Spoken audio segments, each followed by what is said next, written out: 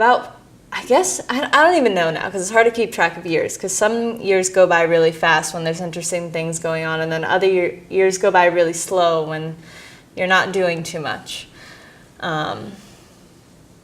But I was in undergrad school at Lewis and Clark in Portland, Oregon, and I wasn't that happy. I was studying international relations, and I was also studying foreign languages. But I, in a sense, as a school it was on top of a hill in a pretty wealthy neighborhood, and I just felt pretty separated from reality and felt like I was learning a lot of things that weren't necessarily going to translate to the real world and how things were actually occurring and relationships occur and translate, etc. And so in a sense, I definitely fell into a kind of depression, which is totally fine and I think necessary at certain points in your life. But throughout that process, I ended up, after my second year of college, my sophomore year, I decided to go to Peru just to kind of get away and try to do something different and just clear my head, basically, because I felt like I'd been studying a lot, and I also had been having weird experiences that I couldn't, in very scientific terms, describe, although I was also reading these parapsychological textbooks that had a lot of scientific experiments that I was reading into, and just basically becoming really interested in physics and different phenomena that not your average person can't necessarily explain, but maybe has experienced or maybe not. But I didn't have the answers, and I wasn't quite sure what was going on. I just knew that there was something that I hadn't quite grasped and was still searching for, basically. So I decided to go to Peru for a month, and I went there, and I was supposed to be teaching English to construction workers, where basically they would be building things all day, and then they would, during the week, because they didn't actually live in Cusco in Peru, they lived outside of Cusco in rural communities, and they would come into the city, and they would stay there all week, and they would work, and then they would come back to this house where they would get food and lodging, and then they'd work, and they'd go back, and then on the weekends they would be able to visit their families. So basically my job was to come in and to create kind of like a lesson plan to offer them English lessons at 9 o'clock at night. And originally, like, by the description on the website and kind of what you're throwing yourself into, you're like, oh, that sounds great, like I can totally do that, blah, blah, blah. And then you get there and you meet with the people at the organization and at the lodging house, and you kind of realize not a lot of people want to learn English at 9 o'clock at night after they've worked for 16 hours straight. So, long story short, what it ended up turning into was a month of me kind of discovering myself and what I really enjoyed doing. It was a lot of partying at the Wild Rover in Cusco with a lot of Irish people, and meeting really incredible people along the way. But I also had this really strange experience, which David would like me to touch on, so I'll go into more detail. But I don't think it was until about the second or third week there. So I'd already kind of been acclimated to the climate and the altitude, because Cusco is pretty high up, so if you're not used to, the first week can kind of be interesting.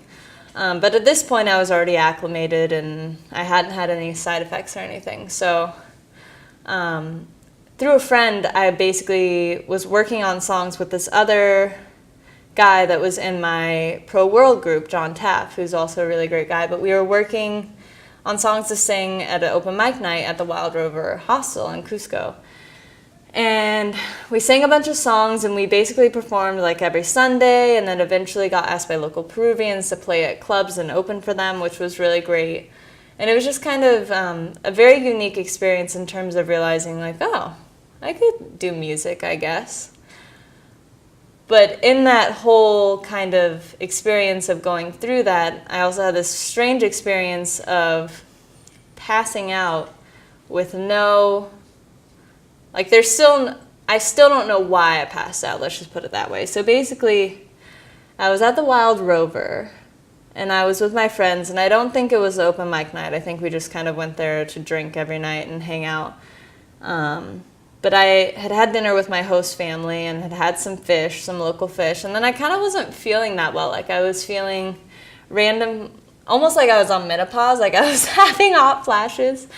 And then I was feeling kind of nauseous and just not really in my body, I guess I would say. And I remember telling John, I was like, I really don't feel well. And I didn't drink the entire night because I just like felt kind of off. Not that it makes any goddamn difference, but I just remember sitting there on a stool at the bar with him and being like, yeah, I don't really feel well. I'm going to go to the bathroom. And so I remember walking to the bathroom. And as I was walking to the bathroom, I remember feeling the sensation of knowing I was going to pass out because I'd passed out before. That's a whole nother story when a chiropractor decided to get rid of my assist by slamming a gigantic book on my wrist. And it actually did work. The assist went away, long story short. But anyway, so I knew what passing out felt like.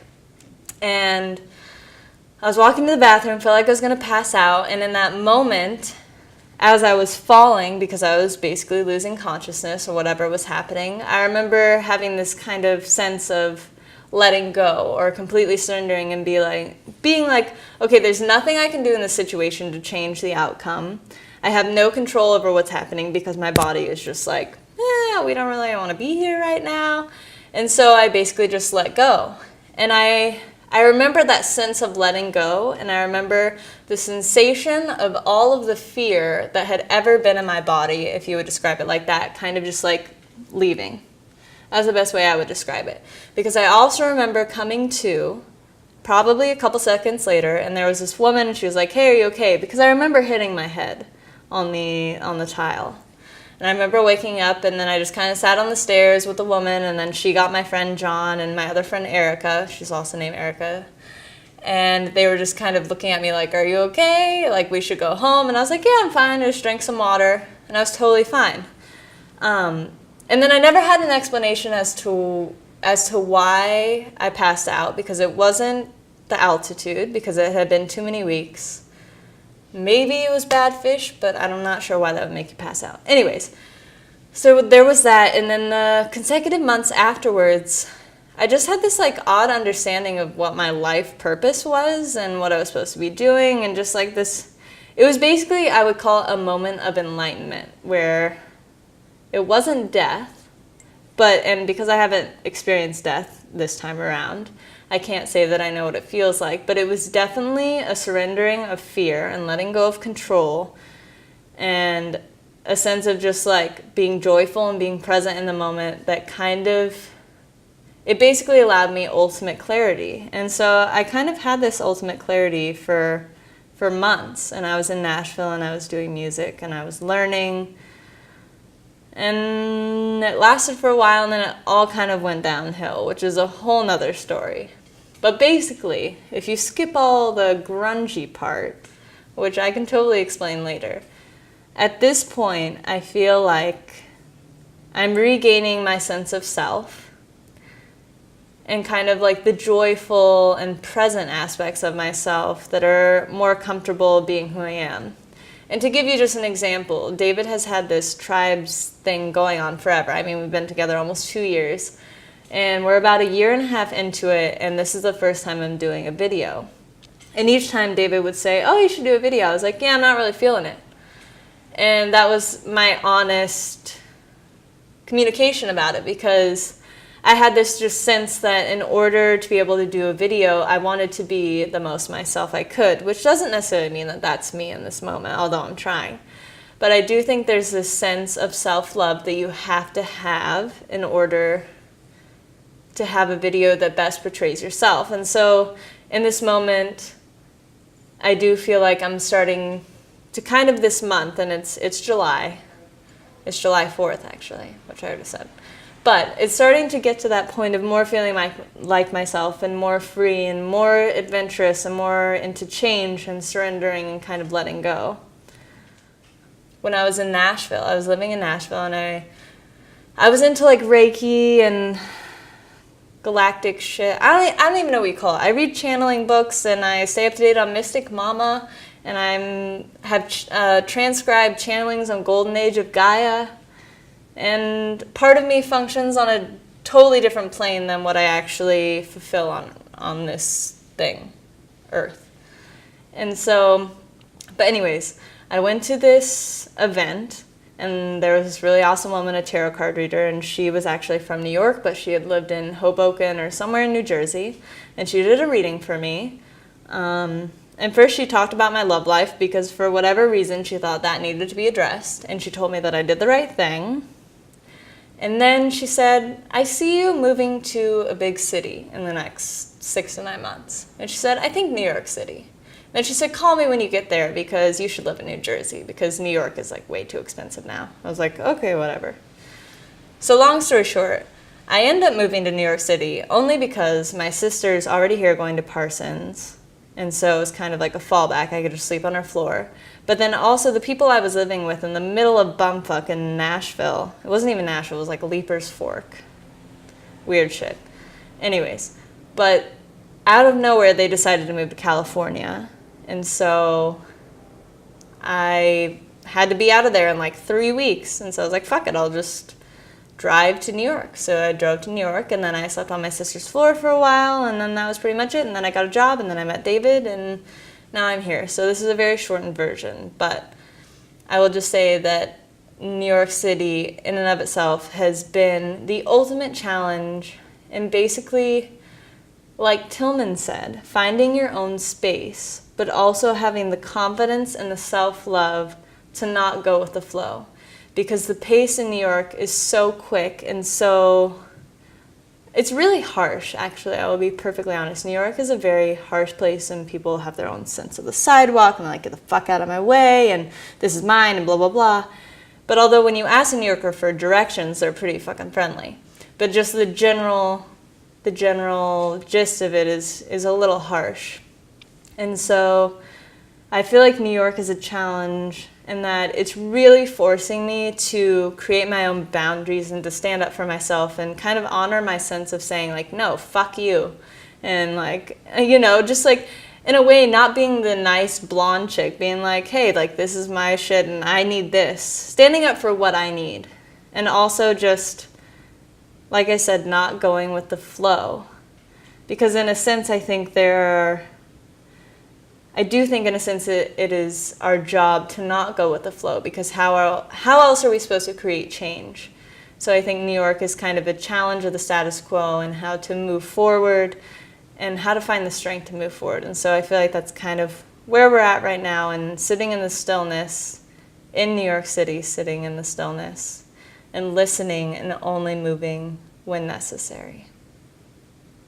So, I'm sure as you've seen before, Monique kind of says like, fuck relationships. Like, why are we doing relationships? Like, now, I think it's 2016, and we're still trying to do relationships with Facebook and Twitter and social media and blah, blah, blah.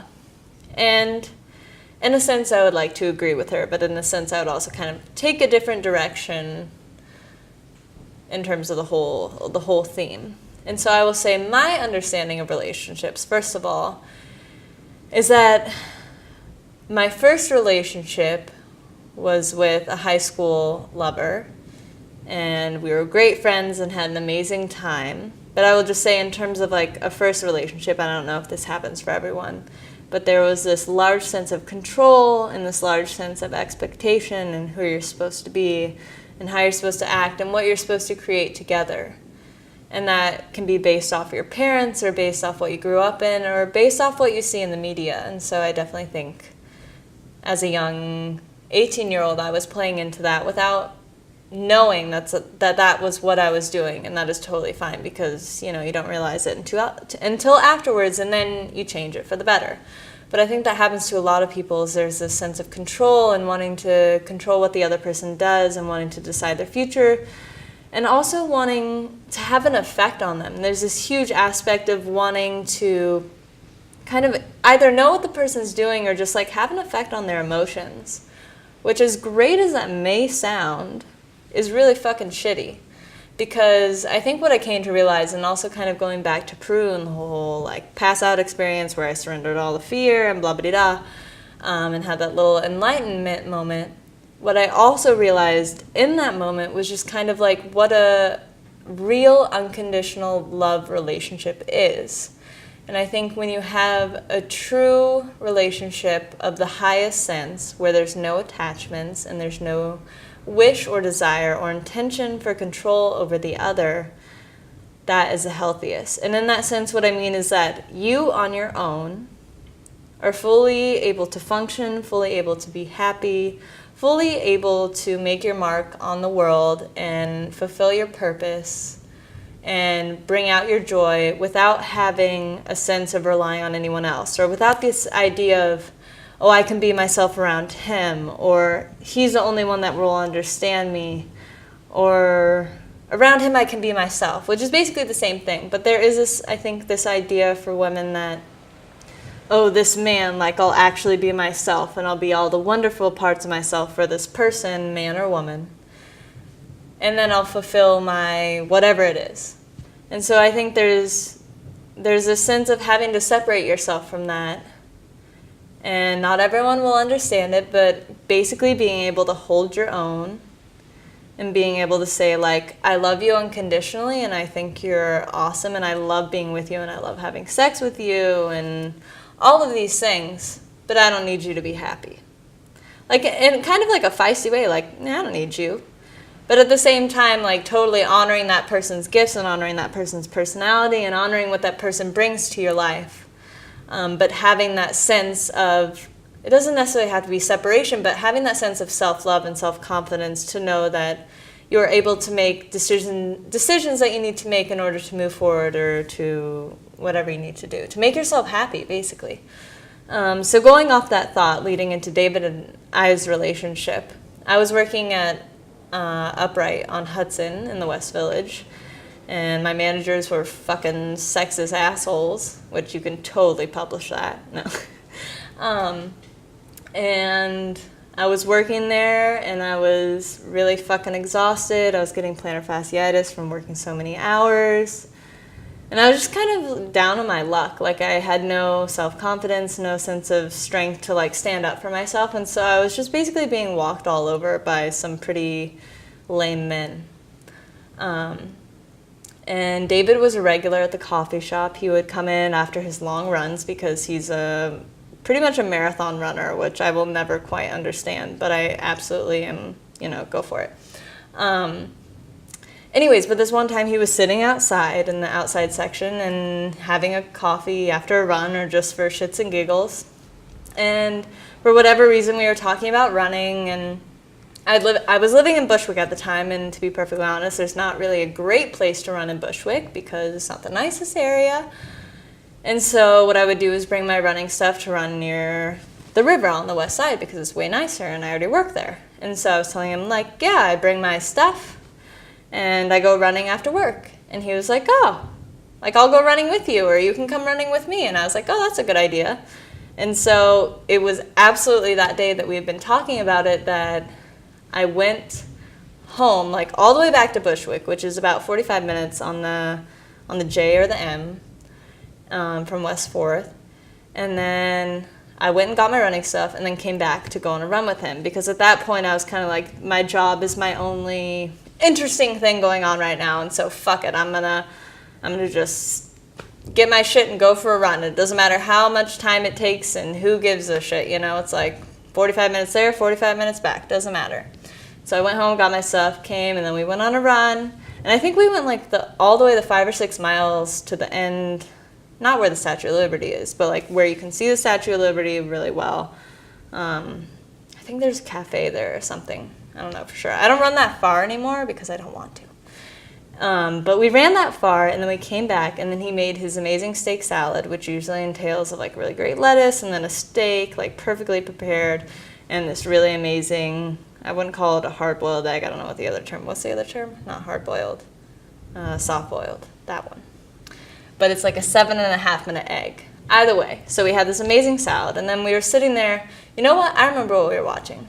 We were watching that stupid fucking crazy-ass movie that's like not Hell's Angels. Goddamn, I can't remember. It's the one with the blonde hair, and it's like pretty violent. I'm not much into violence, especially in movies. So we were watching that, and we were laying down, and then he kind of wrapped his arm around me, and we were kind of snuggling. And at this point, my life was just kind of like, I basically had surrendered to whatever was going on in my life and wasn't going to judge it and wasn't going to do anything about it. I mean, I was going to, say something if it wasn't my vibe or whatever. But David and I just kind of happened because I allowed it to happen, and I wasn't judgmental about age or whatever it was. And so after that night, I pretty much lived at his place. And so I've lived here for almost 2 years, and we're best friends. And we're pretty much the same person, but we're not siblings, but we kind of look like it. And we have a 40-year age difference, which some people are like, whoa. And then others like, wow, that's cool. And then other people don't even pay attention to it. But also granted that David doesn't look like he's however old he is, so that's a plus.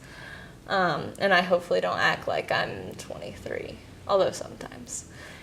But, so we've been together, and we're best friends, and we make music together and all this amazing stuff. I don't know where I'm supposed to be going with this, besides relationships, except for the fact that I do think that our main phrase of this entire relationship has been no expectations, in the sense that there's putting no limitations or no control upon the other person and allowing the other person to be whoever they want to be and allowing them to be like, hey, I don't like this, or hey, I want to leave, or I want to do this, or I want to do that, or like whatever. Having the freedom to be angry, to be bitchy, to be grumpy, to be happy. You know, all these things you should have permission to kind of represent and just allow whatever energy or emotion is flowing through you at the time, and also having the expectation of not being together a year or a day or a week or a month or 5 years or getting married. And so we've kind of just been going, as David likes to say, bird by bird. I'll say day by day, moment by moment.